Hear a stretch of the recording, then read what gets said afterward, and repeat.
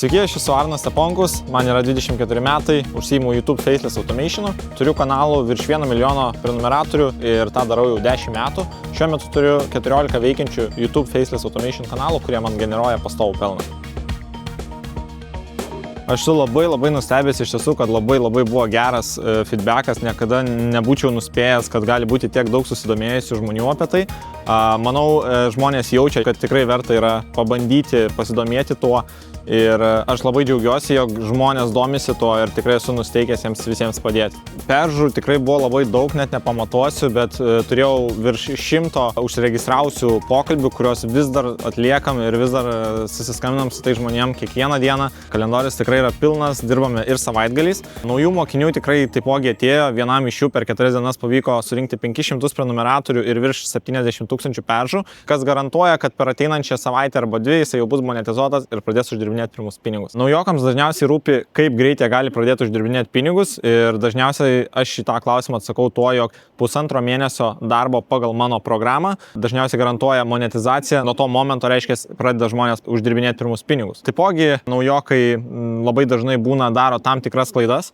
Tai viena iš tų klaidų yra, jog jie skuba, jie labai nori visko greitai. Esmė pačiam YouTube verslo modeliai yra nuoseklumas. Tai reiškia, tu turi kelti pastoviai, nėra kur priskubėti, nes žmonės būna išsitaško labai greitai ir po to nebelieka tos energijos kurti tos vaizdo įrašus ir panašiai. Taipogi naujokų problema yra, jog jie daro viską savaip. Pačioje savo mokymų programoje aš mokau vienokio modelio, kaip daryti vaizdo įrašus, o jie daro savaip, suranda savo programas, savo būdus, ieško kur pataupyti ir panašiai. Ir būtent tokiu būdu susigadina visą eigą, išeina iš kelio ir būtent pasiklysta tarp tų takelių. Aš anksčiau padėdavau influenceriams ir kitiems žmonėms susigrąžinti tam tikras Facebook paskyras, socialinių tinklų paskyras, padėdavau žmonėms atkūrinėti tos socialinius tinklus ir tokiu būdu susistačiau savo reputaciją.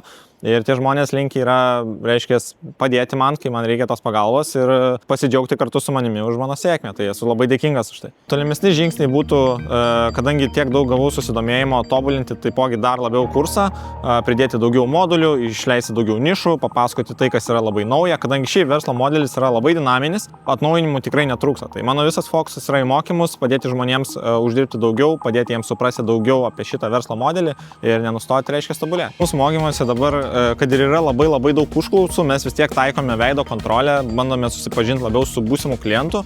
Per pokalbius, reiškia, užduodame tam tikrus klausimus ir jeigu žmogus atitinka tam tikrus kriterijus, mes priimame jį į mokymus. Tai nebūtinai, tai jeigu žmogus turi pinigų ir norą, užtenka to prisijungti mokymus, kadangi saugome savo duomenis, saugome savo informaciją, nenorime, kad jį nutekėtų ir stengiamės atsirinkti būtent tuos, kurie yra, reiškia, nusiteikę užsidirbti, stengtis. Jeigu jūs susidomėjote su šiuo verslo modeliu ir tiesiog dvejojate, siūlyčiau nedvejoti, parašykit, pasikalbėsim, pažiūrėsim, ar jums tai tinka ir galbūt būsite naujas mano mokinys su gerais rezultatais, kuriais vėliau pasidalinsiu su visais kitais. Ir inspiruosite to pačiu naujus mokinius ir naujus žmonės, kurie galbūt susidomėję ir galbūt eina tomis pačiomis jūsų pėdomis ir galbūt dvejoja ir jiems taipogi reikia tam tikro padrąsinimo.